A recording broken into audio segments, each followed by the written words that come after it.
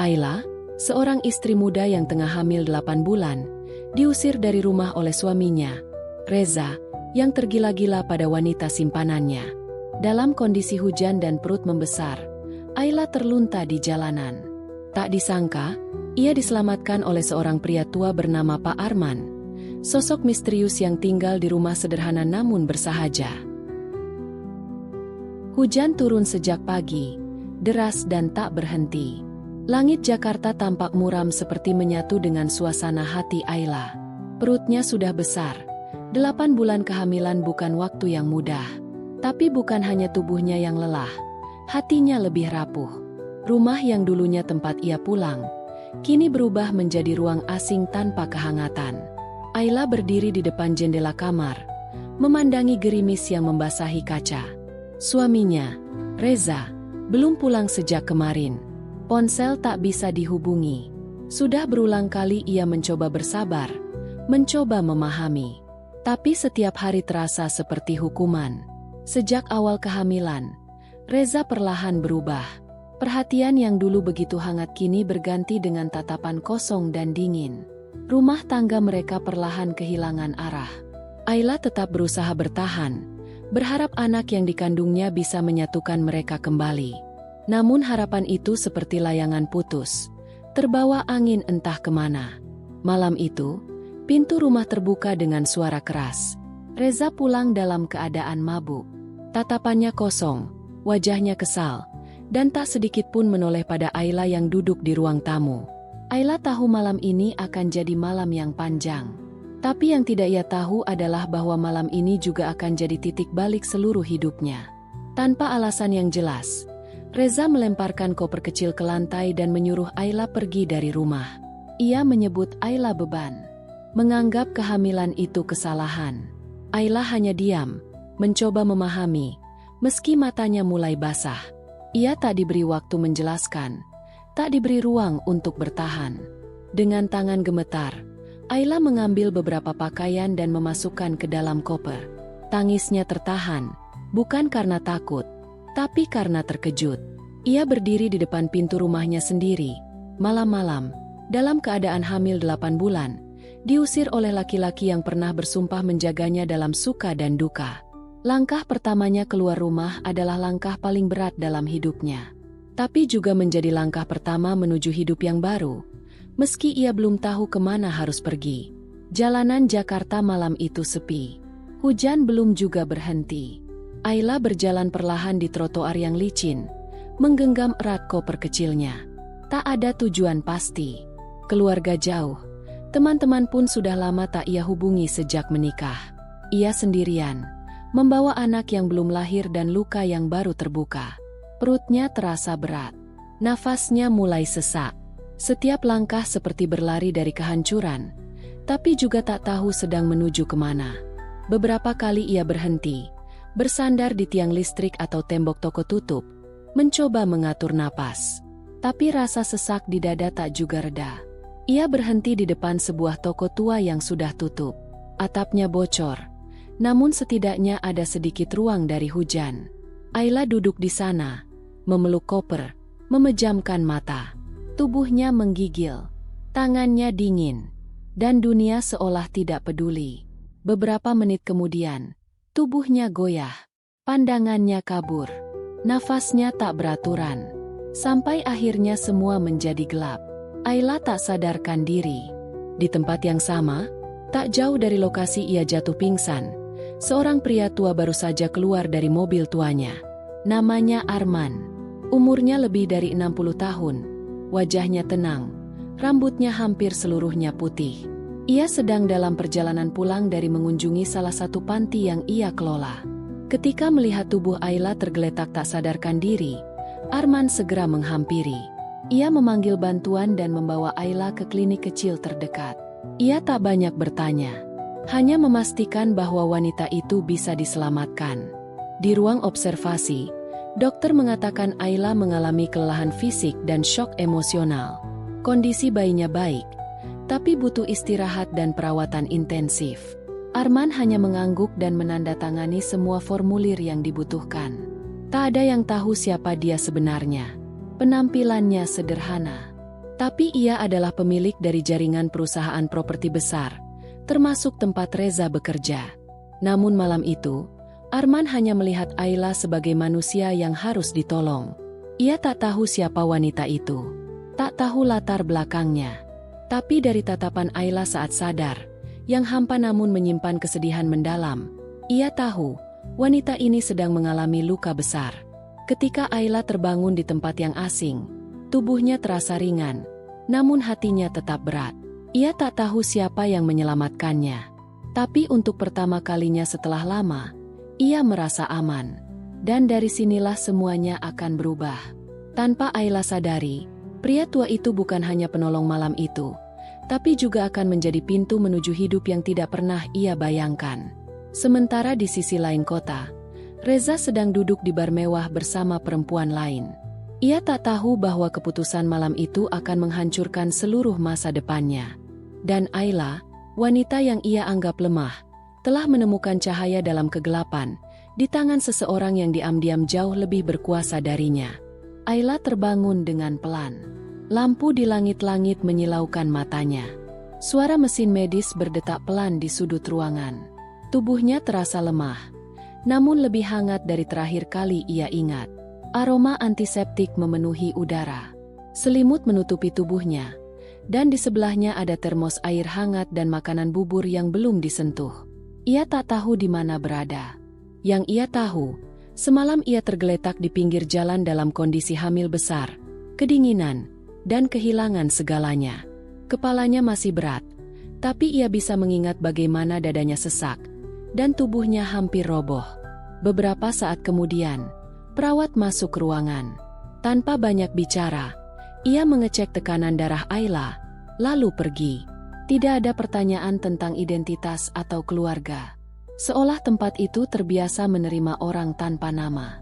Ayla merasa aman, meski tak mengenal siapapun. Waktu berjalan pelan. Siang hari, hujan mulai reda. Di luar jendela rumah sakit kecil itu, terlihat pepohonan basah oleh sisa hujan semalam. Langit mendung, namun tak lagi mengguyur deras. Ayla tetap diam di tempat tidur. Ia belum sanggup memikirkan masa depan. Yang ia miliki saat ini hanya kehamilan yang semakin besar dan rasa sepi yang makin dalam. Sementara itu, Arman duduk di kursi tunggu luar ruangan. Ia datang pagi-pagi, membawa setelan pakaian bersih dan perlengkapan sederhana untuk Ayla. Ia sudah menyelesaikan administrasi rumah sakit dan membayar semua kebutuhan medis. Tak ada niat lain selain memastikan Ayla mendapatkan istirahat yang layak. Arman bukan orang yang suka mencampuri urusan orang lain. Tapi wajah Ayla saat ia temukan di depan toko semalam membekas dalam pikirannya. Ia melihat luka yang dalam, luka yang tak bisa dijelaskan dengan kata. Itu membuatnya tergerak. Bukan karena iba semata, tapi karena ia pernah melihat luka serupa pada anak perempuannya, sebelum anak itu meninggal akibat kekerasan rumah tangga. Selama bertahun-tahun, Arman menyimpan penyesalan. Ia terlambat menolong anaknya. Ia tak ingin mengulangi kesalahan yang sama pada orang lain. Hari-hari berikutnya berjalan tenang. Ayla masih belum banyak bicara. Ia belum bertanya siapa yang membawanya ke tempat itu. Tapi ia mulai pulih secara perlahan. Makan teratur, tidur lebih tenang, dan tekanan darahnya stabil. Dokter menyarankan agar Ayla tidak terlalu banyak berpikir dan tetap beristirahat. Usia kehamilannya sudah memasuki minggu ke-34. Hanya tinggal beberapa minggu lagi menuju kelahiran. Setelah 3 hari di klinik, Arman menawarkan tempat tinggal sementara kepada Ayla. Bukan permintaan, melainkan bentuk tanggung jawab setelah menolongnya dari jalanan. Ia menyediakan rumah kecil di pinggiran Jakarta. Rumah itu biasa dipakai staf operasional atau tamu perusahaan. Letaknya tenang, cukup jauh dari hiruk-pikuk kota, dan aman untuk ibu hamil. Tanpa banyak pilihan, Ayla menerima tawaran itu. Ia diantar ke rumah tersebut oleh sopir pribadi Arman. Rumah itu sederhana, tapi bersih. Ada ruang tamu kecil, dapur dengan perlengkapan lengkap, dan kamar tidur yang nyaman. Di kulkas, sudah tersedia makanan dan kebutuhan pokok. Hari-hari Ayla di rumah itu terasa berbeda. Tak ada tekanan, tak ada kemarahan, Tak ada tatapan merendahkan. Ia mulai merasakan tenang untuk pertama kalinya sejak kehamilannya dimulai. Meski masih diliputi trauma, setidaknya ia tidak lagi merasa terbuang. Setiap 2 hari sekali, Arman datang membawa makanan atau keperluan tambahan. Ia jarang berbicara, hanya bertanya seperlunya. Tapi sikapnya sopan dan penuh hormat. Ayla pun mulai terbiasa dengan kehadirannya. Meski masih menjaga jarak, ia mulai membuka diri untuk mendengar. Tak ada yang tahu, di balik penampilan Arman yang sederhana itu, tersembunyi latar belakang yang jauh dari biasa. Di balik ketenangan pria tua itu, ada kekuasaan besar. Arman adalah pemilik salah satu grup properti dan perhotelan ternama di Indonesia. Ia memiliki saham di banyak tempat. Salah satunya adalah perusahaan tempat Reza bekerja. Namun Arman jarang tampil di depan publik. Ia lebih suka mengelola aset dan perusahaannya dari balik layar. Perusahaan miliknya besar, tapi ia tidak mempercayakan semua kepada direktur. Ia masih aktif mengamati data, laporan, dan gerak-gerik manajemen. Termasuk Reza, menantu yang ia tak tahu telah mengusir istri dan calon anaknya. Arman belum tahu hubungan antara Ayla dan Reza, tapi ia mulai menelusuri perlahan. Dari dokumen medis, ia mendapatkan nama lengkap Ayla. Ia menyerahkannya kepada asistennya untuk dicek lebih lanjut. Hanya butuh beberapa hari hingga semua informasi pribadi Ayla terkumpul. Alamat rumah, pekerjaan sebelumnya, hingga status pernikahan. Dan nama suaminya, Reza Arya Putra, nama yang tidak asing baginya. Arman tak langsung bereaksi. Ia membaca dokumen itu dengan tenang. Lalu tersenyum kecil, bukan karena senang, tapi karena merasa takdir mempertemukannya dengan jalur yang tepat. Reza adalah salah satu manajer proyek di perusahaannya. Sudah beberapa kali mendapat peringatan karena kelalaian dalam laporan kerja. Tapi Arman belum pernah bertemu langsung dengannya. Semua urusan didelegasikan ke HRD. Kini situasinya berubah. Reza bukan sekadar karyawan. Ia adalah suami dari wanita yang tengah Arman tolong. Dan lebih dari itu, suami yang mengusir istrinya sendiri saat hamil besar. Arman belum menentukan langkah. Ia masih ingin melihat bagaimana Ayla pulih. Tapi benaknya sudah mulai menyusun rencana. Ini bukan sekadar menolong orang yang terluka. Ini tentang keadilan. Tentang menempatkan kembali harga diri yang telah diinjak oleh orang yang merasa paling tinggi. Ayla belum tahu apa yang sedang dirancang.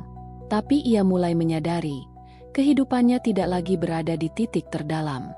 Ia telah selamat dari malam tergelap. Dan meski jalannya masih panjang, ia tahu, kali ini, ia tidak berjalan sendirian. Ayla memulai rutinitas baru di rumah kecil yang diberikan oleh pria tua bernama Arman. Rumah itu sederhana, tapi tertata rapi dan lengkap.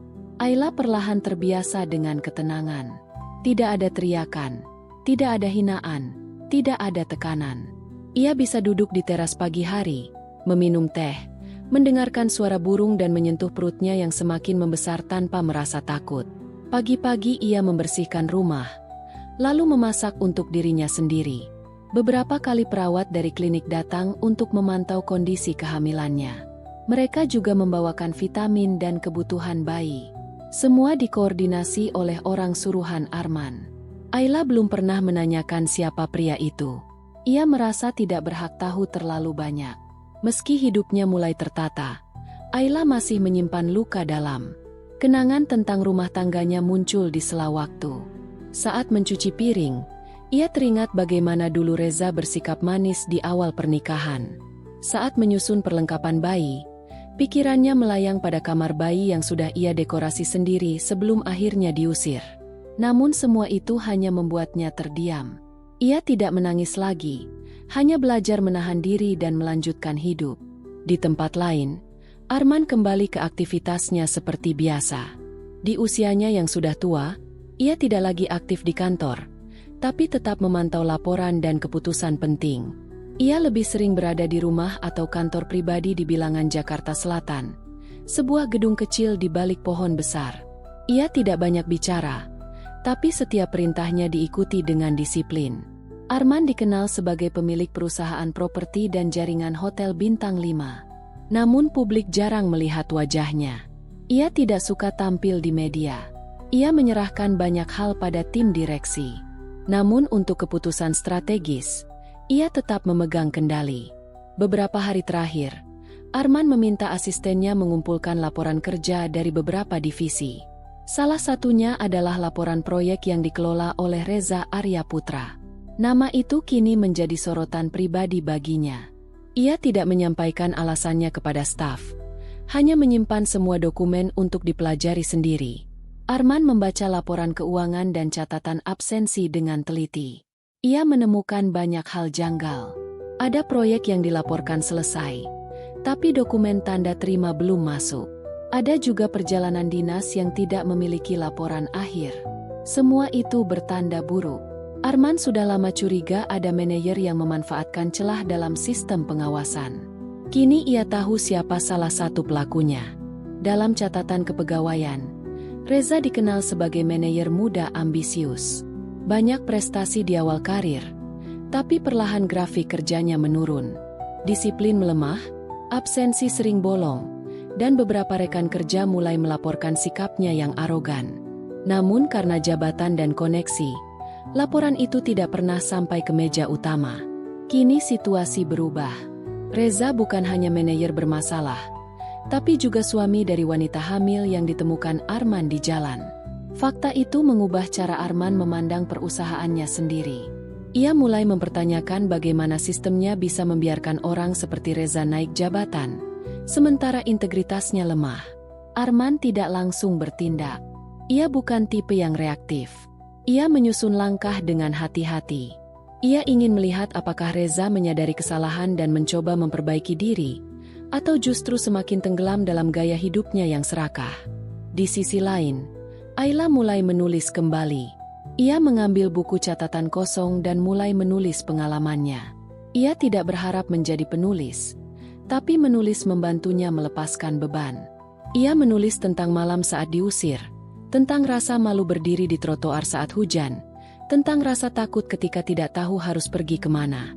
Semua dituangkan dengan jujur, tanpa riasan kata. Ia juga mulai mencatat nama-nama benda bayi yang ingin dibelinya nanti. Ia mencatat anggaran sederhana. Ia tidak tahu bagaimana masa depannya, tapi ia tahu ia tidak akan membiarkan anaknya lahir tanpa rencana. Hari demi hari, kepercayaan dirinya kembali tumbuh. Ia mulai membuka laptop lamanya dan membaca ulang dokumen-dokumen kerja. Sebelum menikah, Ayla adalah staf keuangan di sebuah perusahaan alat kesehatan. Ia berhenti karena permintaan Reza, yang menganggap wanita bekerja hanya akan mengurangi keharmonisan rumah tangga. Kini, Ayla mulai mempertanyakan semua keputusan itu. Ia bertanya dalam hati, apakah selama ini ia terlalu menurut, terlalu berharap, terlalu percaya? Tapi semua itu tak lagi penting. Yang penting sekarang adalah bangkit dan mempersiapkan kehidupan baru untuk dirinya dan bayinya. Arman mengunjungi rumah itu setiap 2 atau 3 hari. Ia datang tanpa banyak bicara, hanya memeriksa apakah Ayla butuh sesuatu. Ia tidak pernah masuk rumah, hanya menunggu di teras. Ia juga tidak banyak bertanya soal masa lalu Ayla. Bagi Arman, rasa hormat lebih penting dari rasa ingin tahu. Namun dari sikap Ayla yang tertutup, Arman tahu bahwa wanita itu masih memikul beban berat. Ia tidak ingin memaksa. Ia percaya, waktu akan membuka semuanya. Ia hanya ingin memastikan Ayla punya ruang yang aman untuk pulih. Satu hari, Arman mengirim perwakilan dari perusahaannya untuk mengantar perlengkapan bayi. Bukan barang mewah, hanya kebutuhan pokok seperti popok, selimut, dan perlengkapan mandi. Ayla sempat ragu menerimanya. Tapi karena tahu ia belum punya apapun, ia menerima dengan terima kasih dalam hati. Malam itu, Ayla duduk lama di ruang tengah. Ia memandangi satu persatu barang-barang yang dikirim.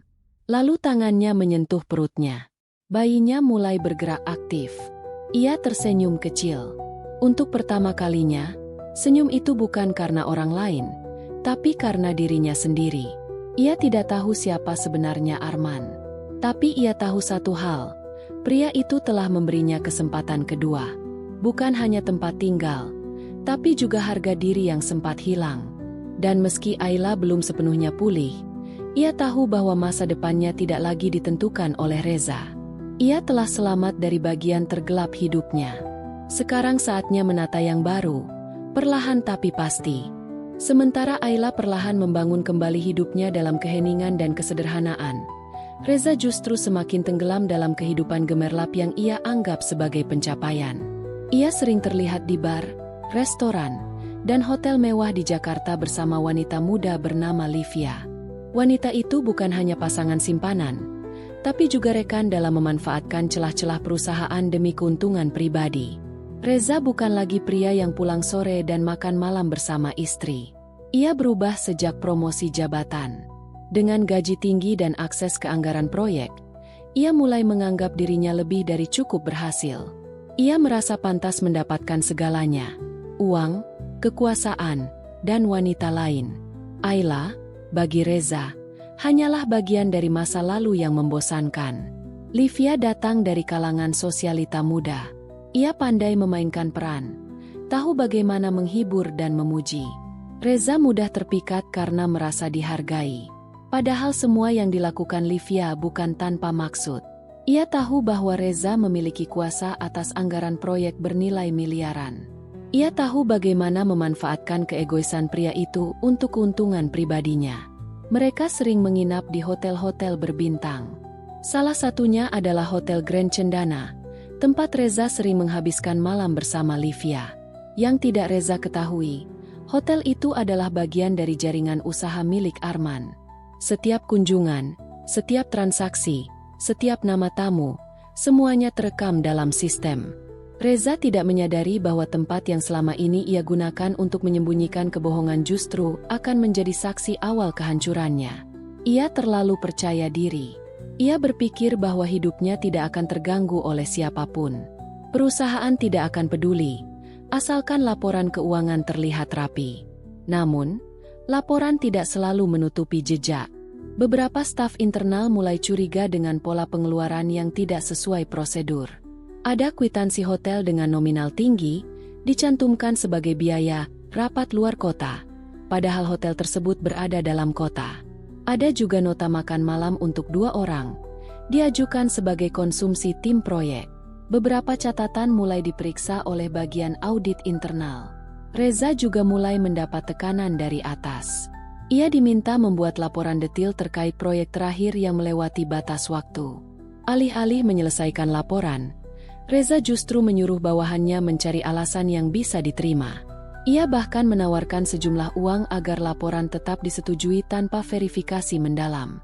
Ini bukan kali pertama ia melakukan hal seperti itu, dan menurutnya sistem bisa terus dimanipulasi.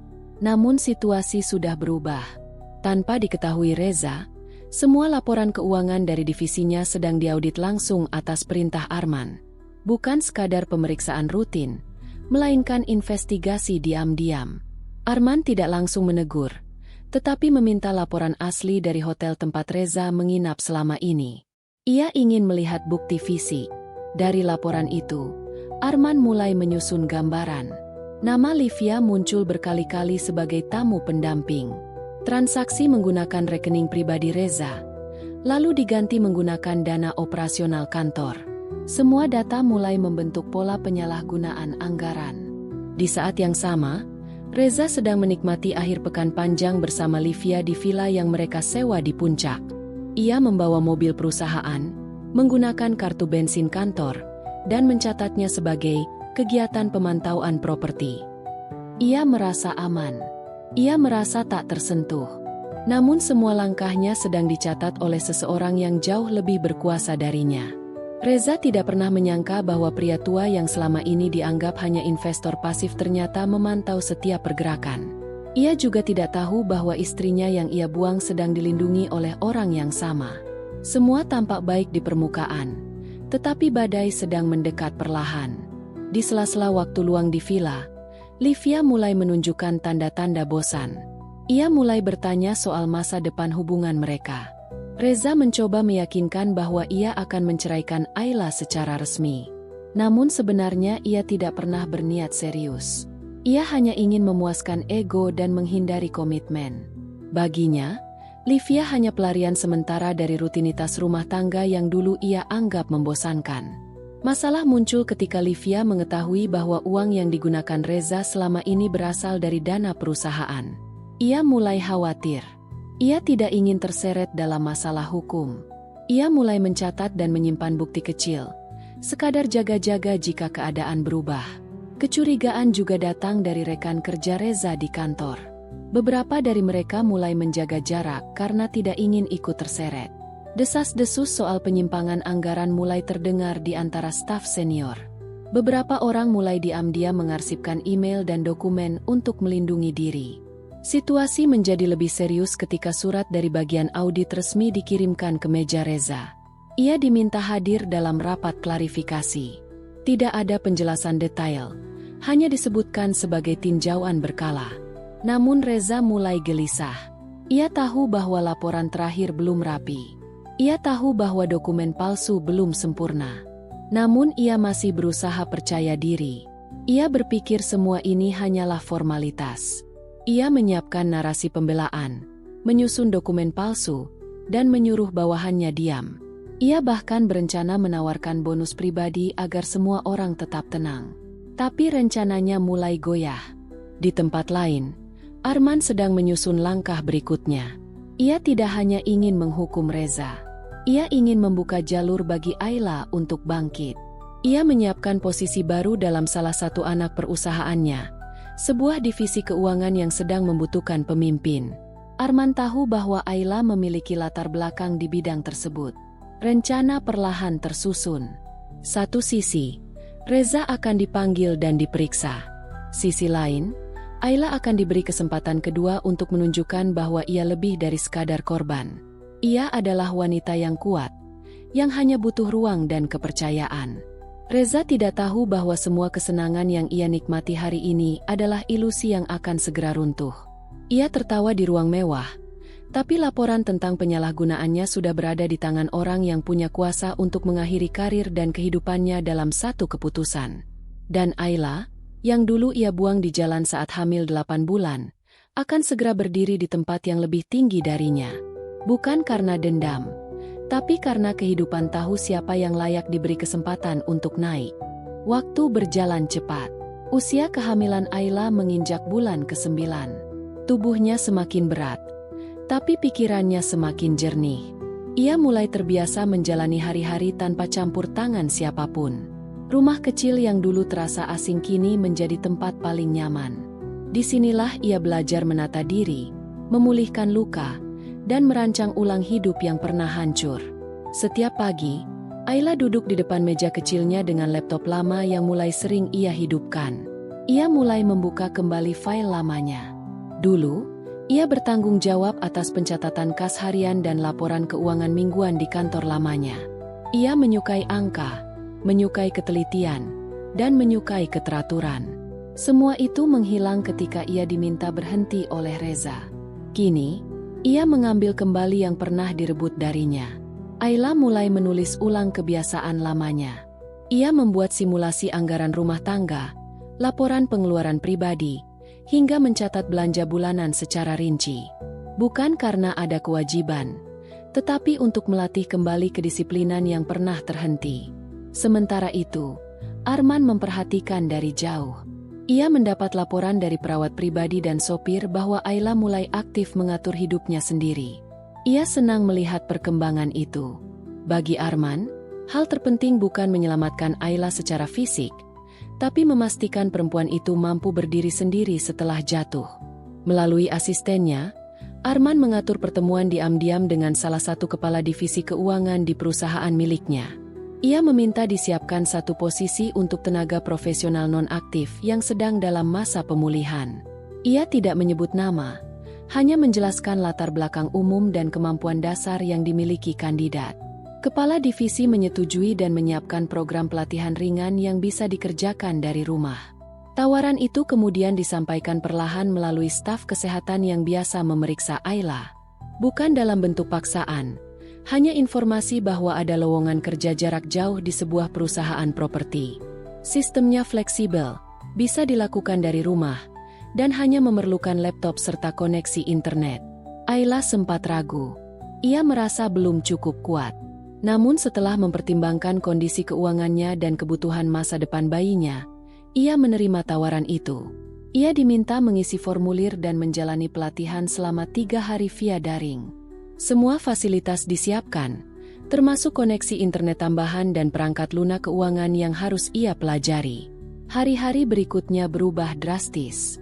Ayla kembali menggunakan waktunya secara produktif. Pagi hari ia mengecek materi pelatihan, siang mencatat data simulasi, dan malam merevisi tugas. Ia mulai menikmati ritme baru itu. Ia merasa dihargai sebagai manusia yang mampu, bukan sekadar wanita hamil yang menyusahkan. Setelah pelatihan selesai, ia diberikan tanggung jawab kecil, menyusun laporan mingguan dari cabang luar kota. Meski data yang diberikan sudah disaring, tugas itu tetap menuntut ketelitian dan kecermatan. Ayla melakukannya tanpa kesalahan berarti. Kepala divisi puas dengan hasilnya dan mulai mengirim lebih banyak data untuk dikelola. Yang tidak Ayla tahu, laporan itu berasal dari anak perusahaan yang sama tempat Reza bekerja. Ia belum menyadari bahwa ia secara tidak langsung sedang memeriksa aliran keuangan yang berhubungan dengan mantan suaminya. Namun hal itu belum menjadi fokus. Bagi Ayla, pekerjaan ini adalah titik awal. Ia tidak ingin terburu-buru menoleh ke belakang. Fokusnya hanya satu, masa depan anaknya. Perubahan Ayla tampak jelas. Tubuhnya tetap lelah karena kehamilan, tetapi wajahnya lebih cerah. Ia tidak lagi sering termenung di teras. Ia lebih sering terlihat membaca dokumen, menulis catatan, dan menyusun laporan sederhana. Ia mulai mencatat pemasukan dan pengeluaran pribadinya secara lebih rinci. Ia bahkan mulai menghitung kebutuhan setelah bayi lahir. Arman memantau semua ini melalui stafnya. Ia tidak ingin mencampuri terlalu dalam, tapi laporan tentang perkembangan Ayla selalu sampai kepadanya. Ia menyadari bahwa keputusan menolong wanita itu bukan sekadar aksi simpati. Ayla punya potensi, bukan hanya sebagai ibu, tapi sebagai individu yang mampu berdiri sendiri. Arman mulai mempertimbangkan untuk menyiapkan peran lebih besar bagi Ayla dalam jangka panjang.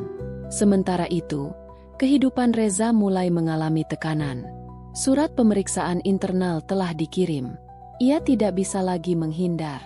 Data transaksi hotel, laporan fiktif, dan perjalanan dinas palsu mulai diselidiki lebih dalam.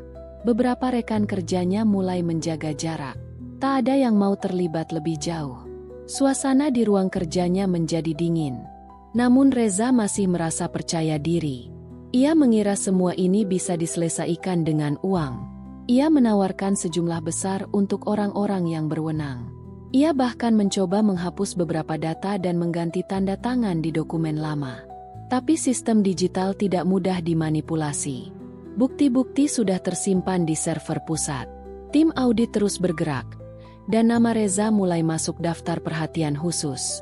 Ia tidak tahu bahwa ancaman terbesarnya bukan dari tim audit, tapi dari wanita yang pernah ia buang begitu saja.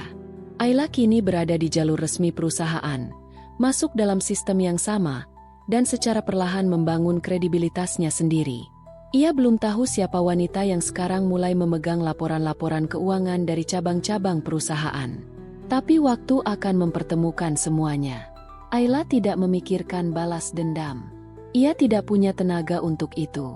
Yang ia pikirkan hanyalah bagaimana agar anaknya lahir dalam kondisi terbaik, dan bagaimana ia bisa membesarkannya dengan penghasilan yang layak. Ia mulai membuat rencana keuangan 3 bulan ke depan. Ia menghitung biaya rumah sakit, popok, susu, dan perlengkapan lain.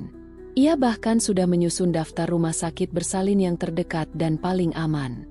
Malam-malam ia habiskan dengan mengelus perutnya. Ia bicara dalam hati kepada anaknya, bahwa hidup mungkin keras, tapi mereka tidak akan menyerah. Ia tahu dunia ini tidak adil bagi perempuan, apalagi yang ditinggalkan dalam keadaan hamil. Tapi ia percaya, jika ia bisa bertahan sejauh ini, maka sisanya bisa ia lewati satu persatu.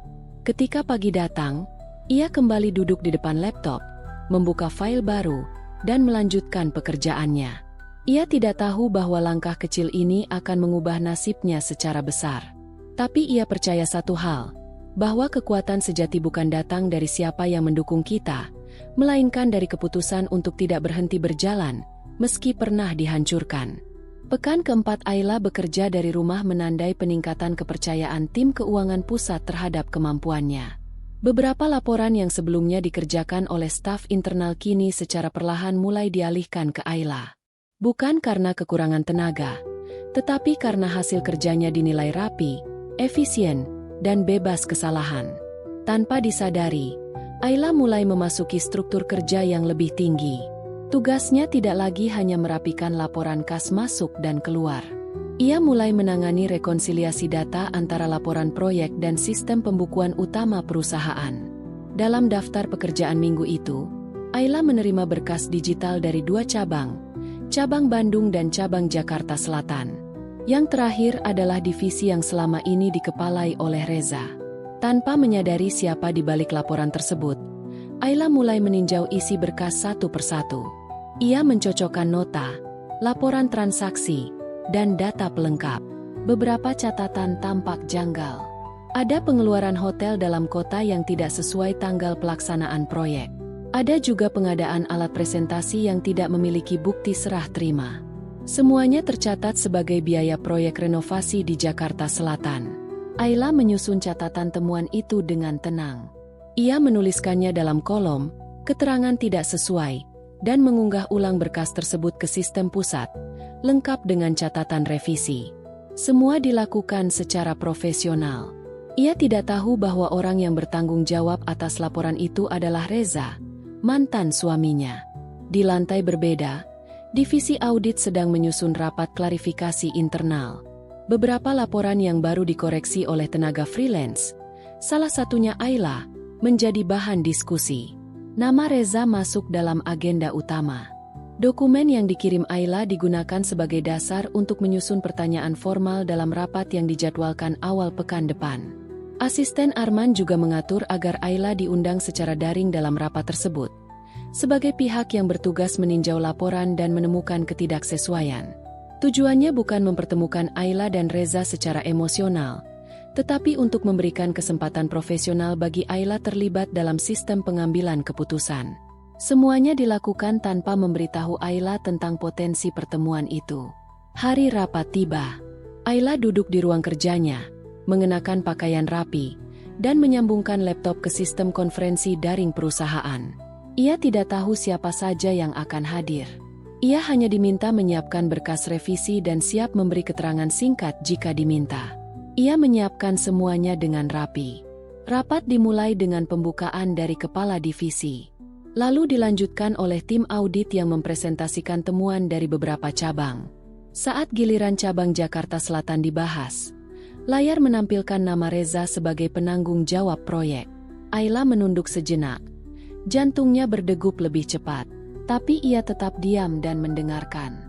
Nama Ayla disebut sebagai pihak yang menemukan sejumlah ketidaksesuaian dalam dokumen. Ia diminta menjelaskan temuan dalam waktu 5 menit. Dengan suara tenang, Ayla menyampaikan temuannya satu persatu.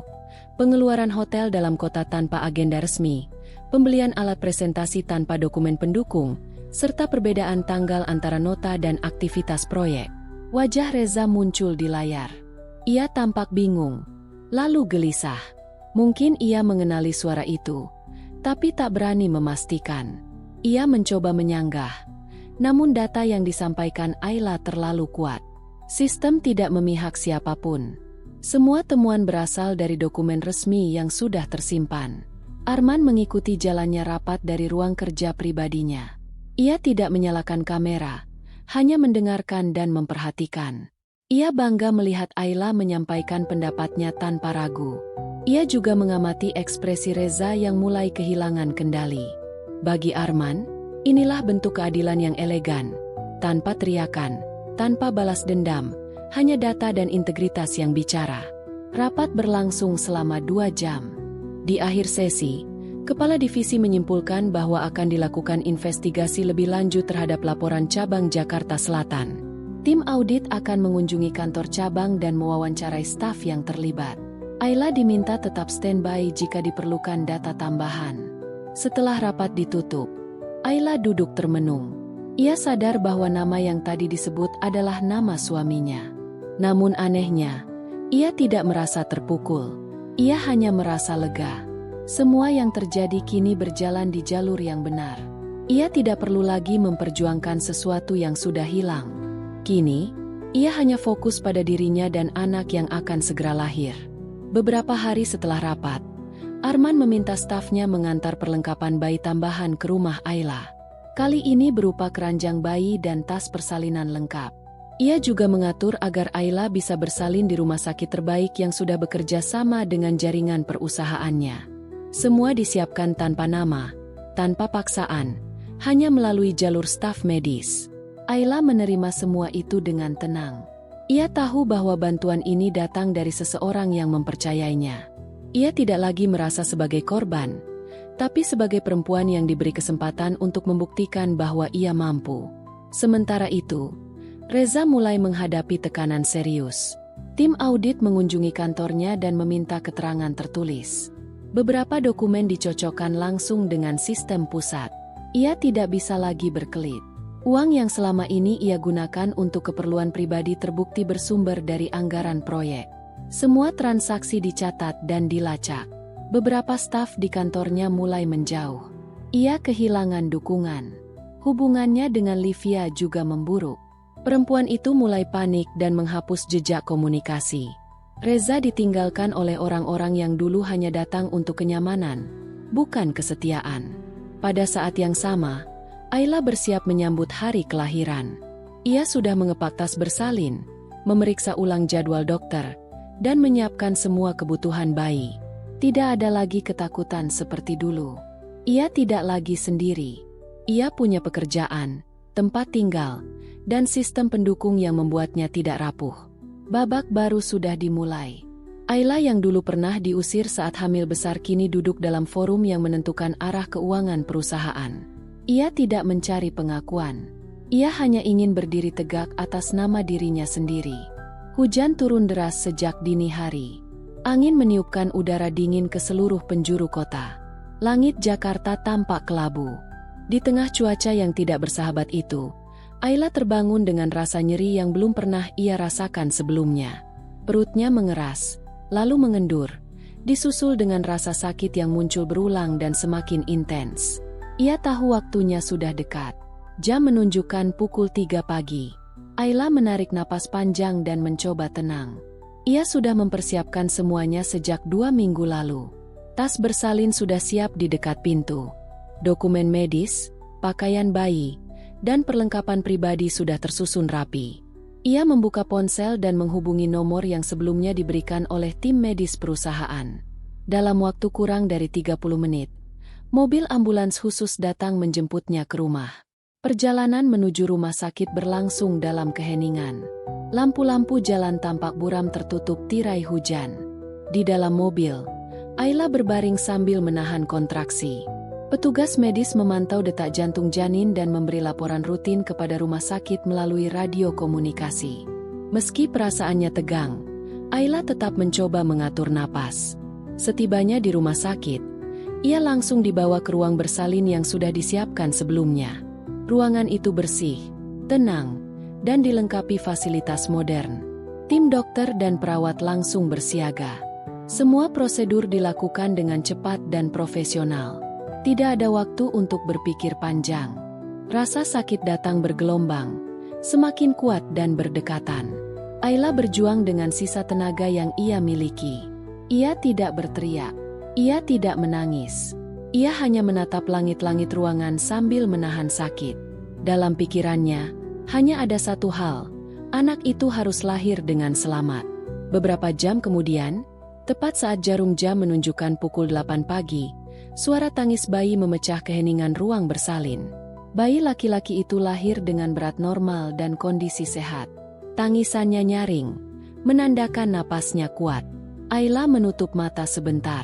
Ada rasa lega yang tidak bisa dijelaskan dengan kata. Ia tidak berkata apa-apa. Ia hanya menarik napas dalam-dalam dan membiarkan air matanya mengalir tanpa suara. Di luar ruang bersalin, seorang perawat menghubungi Arman. Ia menerima kabar bahwa bayi Ayla telah lahir dengan selamat. Arman hanya mengangguk dan mengucapkan terima kasih. Ia tidak datang ke rumah sakit hari itu. Ia tahu batas perannya. Bagi Arman, yang terpenting adalah memastikan semuanya berjalan lancar. Ia lebih memilih mengamati dari jauh, memberi ruang bagi Ayla untuk menjalani momen besar itu dengan tenang. Sementara itu, di kantor pusat perusahaan, tim audit sedang menyusun laporan final mengenai penyalahgunaan anggaran proyek Jakarta Selatan. Nama Reza secara resmi dinyatakan melanggar kode etik dan prosedur keuangan internal. Dalam rapat tertutup, keputusan sudah dibuat. Surat pemutusan hubungan kerja akan dikirimkan dalam 2 hari ke depan.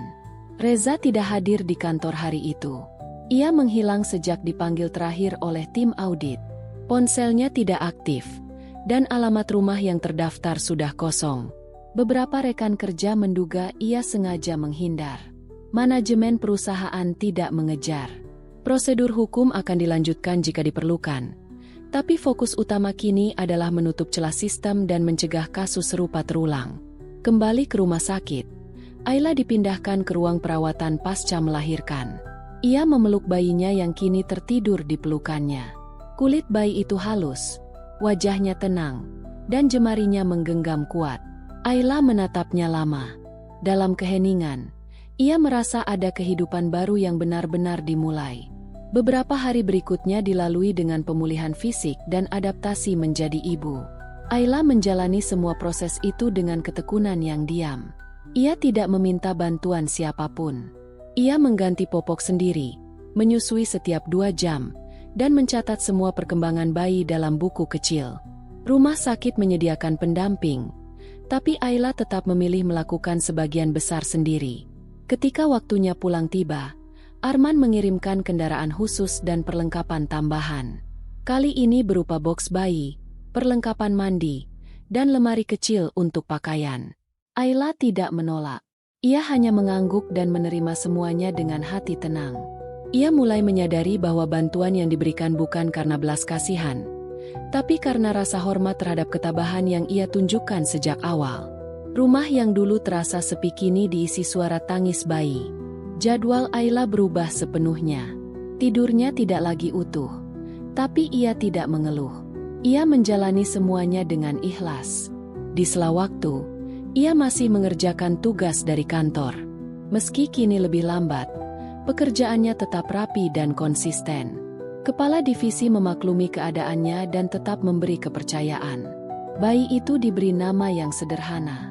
Ayla tidak mengumumkannya kepada siapapun, tidak mengunggah di media sosial, tidak membagikan foto. Ia ingin hidup tenang, jauh dari sorotan dan gosip.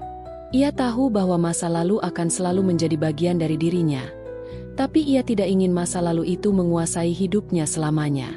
Beberapa pekan kemudian, Ayla menerima surat resmi dari perusahaan yang menyatakan bahwa ia kini diangkat sebagai staf tetap dengan sistem kerja fleksibel.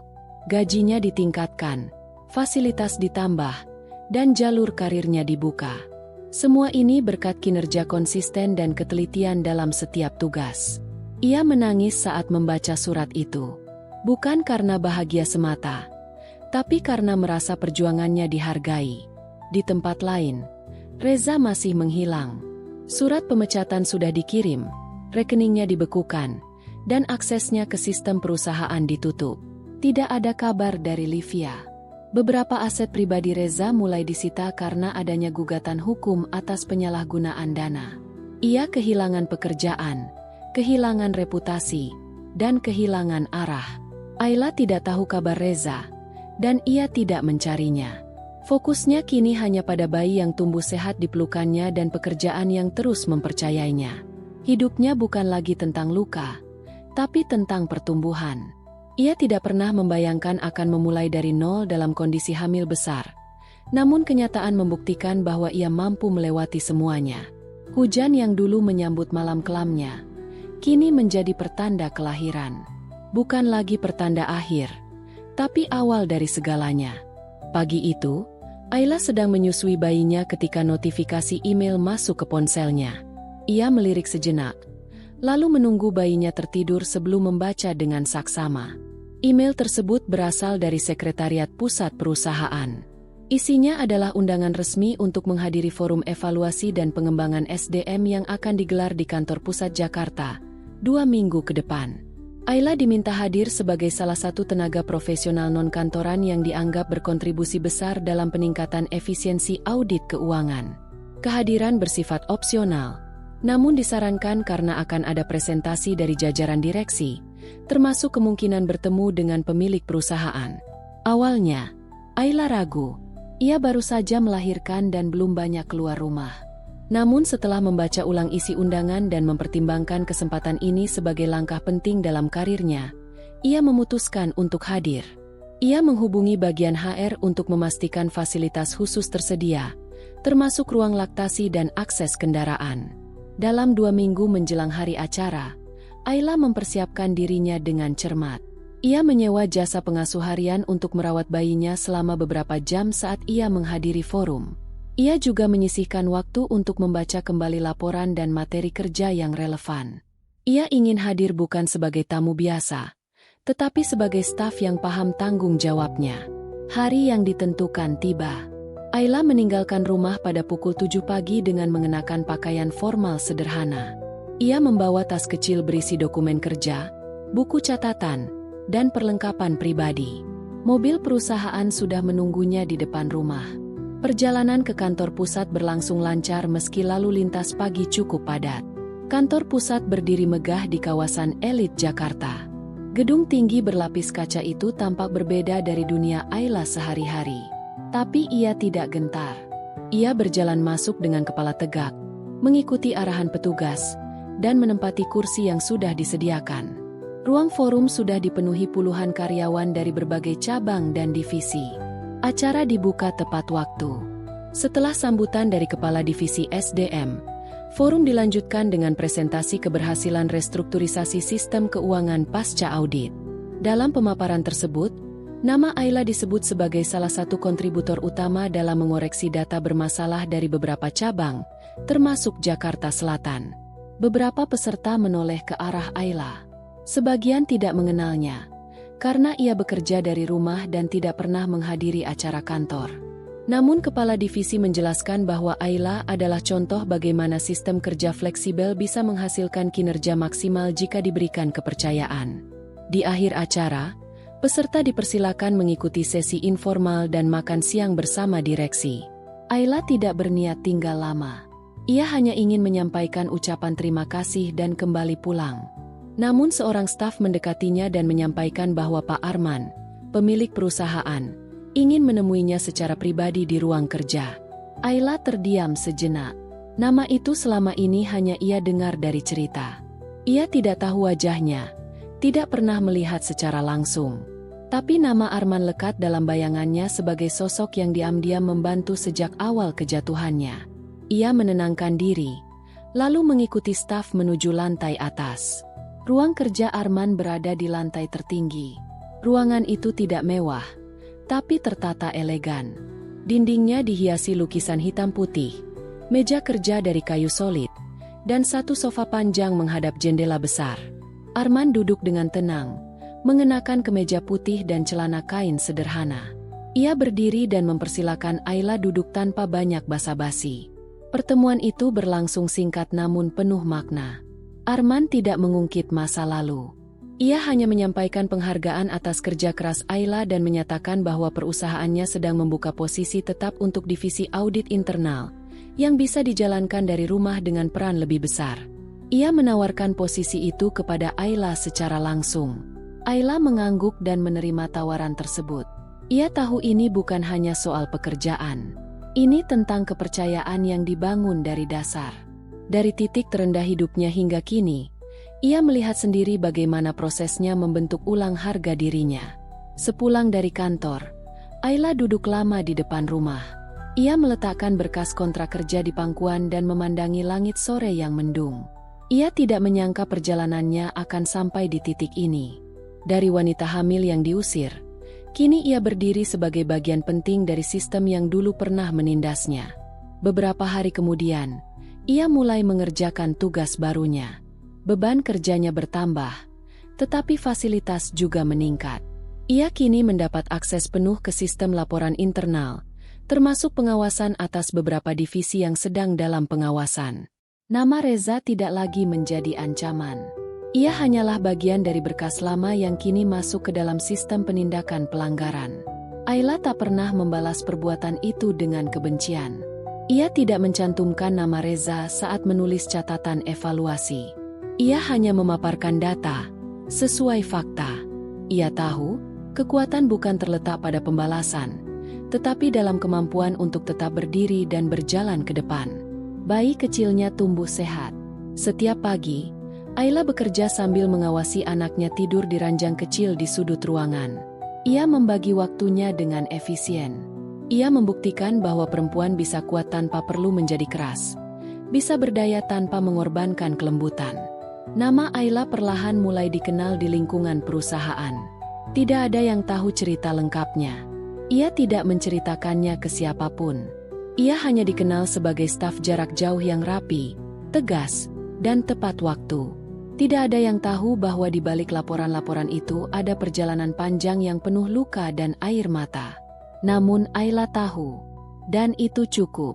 Karena dalam diam, ia telah membuktikan bahwa dunia bisa runtuh berkali-kali, tapi selama seseorang masih mau bangkit, tidak ada yang benar-benar berakhir.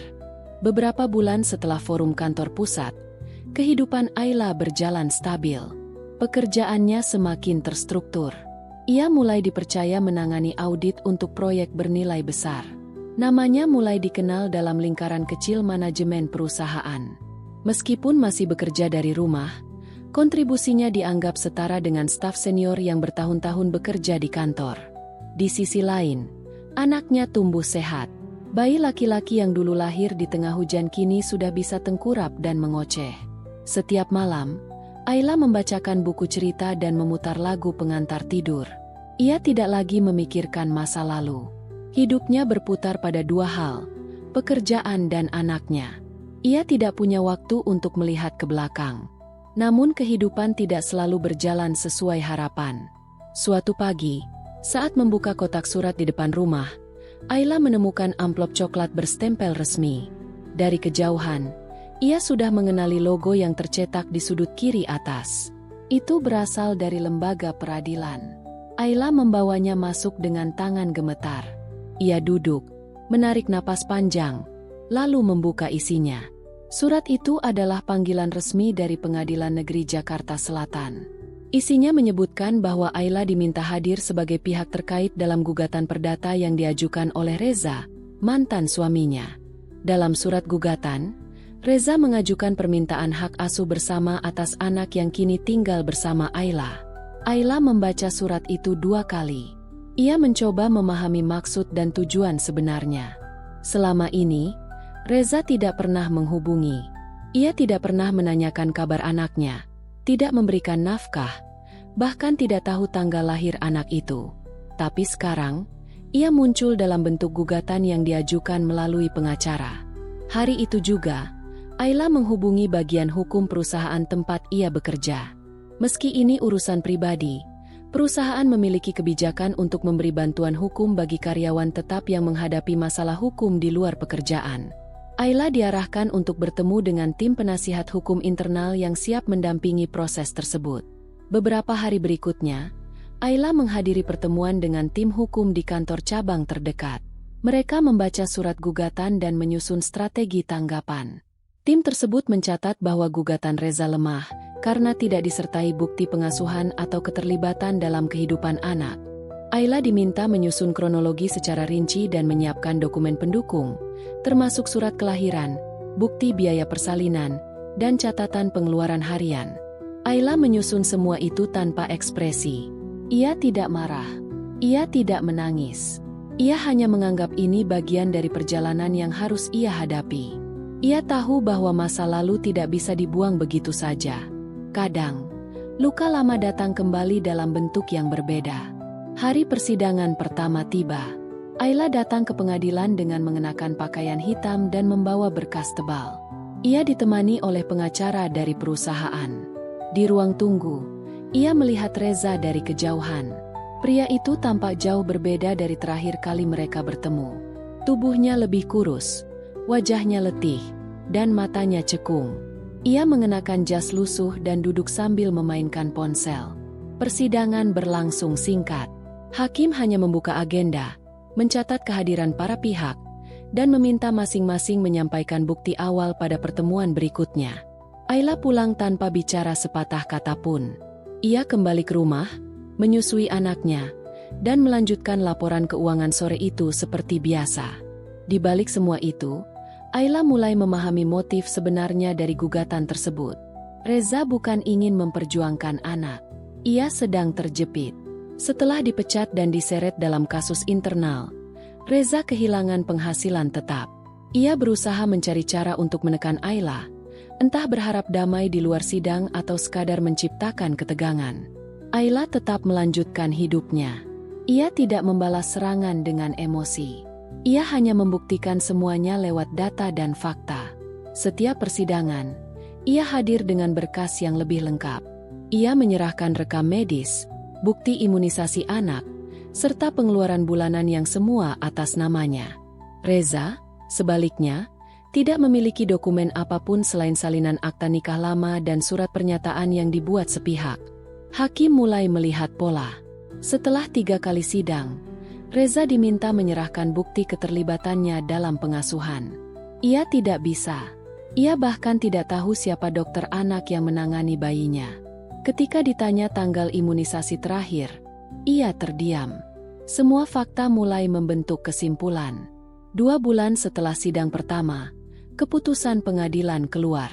Hakim memutuskan bahwa hak asuh penuh tetap berada di tangan Ayla. Tidak ada pembagian waktu, tidak ada kunjungan wajib. Jika pihak ayah ingin berinteraksi dengan anak, harus melalui mediasi dan seizin pihak ibu. Putusan itu bersifat final dan mengikat. Ayla menerima salinan putusan dengan perasaan netral. Tidak ada euforia, tidak ada kelegaan berlebihan. Ia tahu, ini bukan kemenangan. Ini hanya penegasan atas kenyataan yang selama ini sudah terjadi. Beberapa hari kemudian, surat lain datang. Kali ini bukan dari pengadilan, tapi dari perusahaan. Ayla diundang untuk mengikuti program pelatihan kepemimpinan digital yang hanya dibuka untuk 10 karyawan terpilih. Program ini disiapkan untuk membentuk calon manajer audit regional. Ia terkejut, tapi bersyukur. Ini adalah kesempatan yang jarang. Ayla mengisi formulir dan menyerahkan kembali dengan tangan yang sedikit gemetar. Tidak karena gugup, tapi karena sadar bahwa hidupnya benar-benar telah berubah. Dari seorang perempuan yang dibuang dalam keadaan hamil, kini ia berdiri di jalur yang dipersiapkan untuk pemimpin masa depan. Ia tidak tahu apa yang akan terjadi ke depan. Tapi satu hal ia yakini, bahwa semua luka yang pernah ditorehkan orang lain, tidak akan pernah lebih kuat dari tekad untuk menyembuhkan diri sendiri dan bangkit. Pagi itu, udara Jakarta masih diselimuti kabut tipis. Gedung pusat perusahaan berdiri megah seperti biasa. Namun hari itu memiliki suasana berbeda. Di salah satu lantai, ruangan rapat telah disiapkan dengan daftar nama peserta terpilih untuk pelatihan kepemimpinan lanjutan. Ayla termasuk di antaranya. Selama beberapa minggu terakhir, ia mengikuti sesi pelatihan secara daring dan luring. Ia mempelajari struktur manajemen audit, etika pengawasan internal, serta proses penyusunan kebijakan keuangan jangka panjang.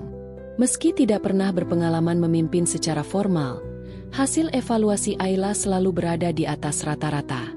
Ia dikenal sebagai peserta yang tidak banyak bicara, namun selalu menyelesaikan tugas dengan presisi.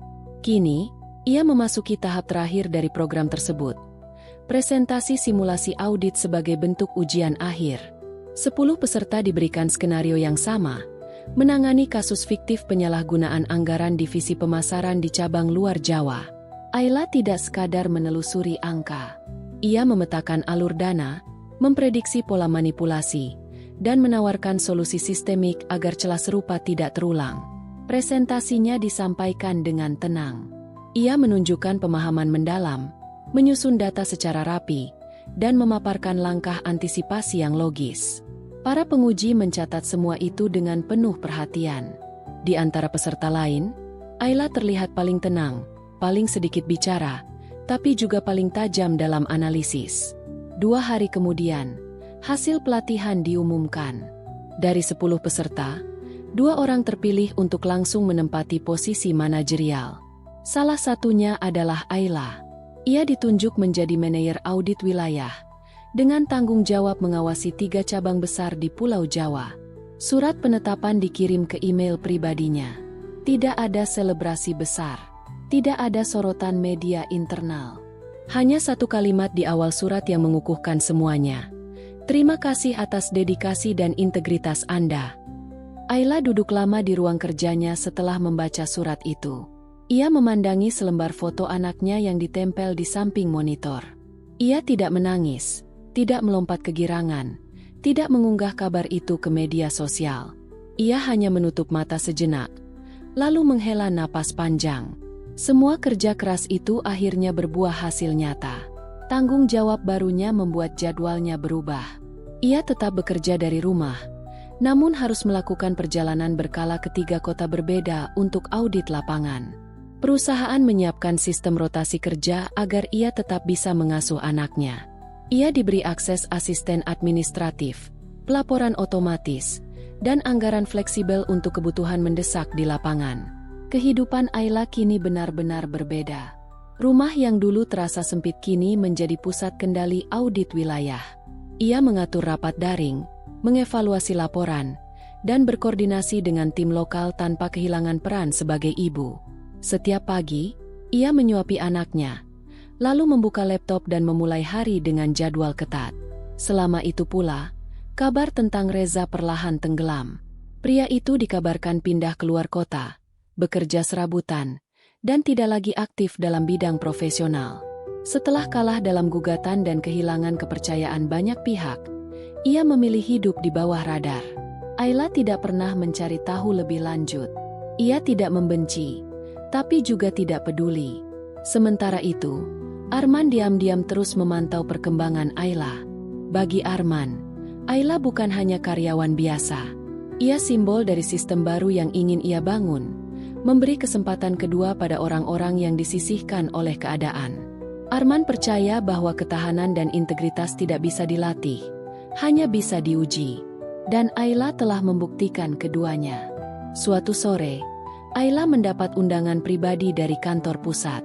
Kali ini bukan untuk pelatihan, tapi untuk menghadiri forum tahunan evaluasi manajemen keuangan. Ia diminta duduk sebagai salah satu panelis. Namanya tercetak sejajar dengan jajaran manajer senior lain. Ia akan membagikan pengalaman dalam membenahi sistem audit dari rumah, sebagai bukti bahwa kepemimpinan tidak selalu harus hadir di balik meja kantor. Forum itu berlangsung di aula besar. Ayla berbicara di hadapan puluhan pemimpin divisi. Ia memaparkan pendekatannya, menjelaskan tantangan bekerja sambil mengasuh anak, dan menunjukkan grafik hasil efisiensi anggaran dari 3 cabang yang kini ia awasi. Semua mendengarkan. Tidak ada yang menyela. Ia berbicara bukan dengan gaya panggung, tapi dengan ketegasan yang lahir dari pengalaman nyata. Setelah forum, beberapa pimpinan mendatanginya untuk berdiskusi lebih lanjut. Ayla tidak berbicara banyak. Ia hanya menjawab pertanyaan seperlunya. Ia tidak tertarik menjadi bintang. Ia hanya ingin pekerjaan berjalan benar dan hidupnya tetap utuh. Malam itu, Ayla pulang ke rumah lebih larut dari biasanya. Ia mendapati anaknya sudah tertidur. Ia duduk di sisi tempat tidur, membelai rambut anaknya, lalu menatap kosong ke arah jendela. Jakarta tampak gemerlap, tapi hatinya tenang. Ia tahu bahwa perjalanan panjang itu akhirnya sampai pada titik yang layak. Ia bukan lagi wanita yang diusir saat hamil 8 bulan. Ia bukan korban yang menangisi masa lalu. Ia adalah manajer audit yang bekerja dari rumah mungilnya, membesarkan anak dengan penghasilan sendiri, dan membuktikan bahwa kehancuran bukan akhir dari segalanya. Ayla tidak pernah menyangka hidupnya akan berubah sejauh ini. Tapi ia tahu satu hal pasti, ketika seseorang bertahan dalam badai, bukan hanya masa lalunya yang akan dilampaui, tapi juga batas kemampuannya sendiri. Dan kini, ia telah melampaui semuanya. Halo, aku April. Terima kasih sudah menonton video ini. Ingat ya, semua tokoh, tempat pada cerita ini hanya fiksi dan hasil imajinasi penulis. Cerita ini dibuat hanya untuk hiburan dan pengembangan kreatif semata. Oke, jangan lupa subscribe April Story dan bunyikan loncengnya.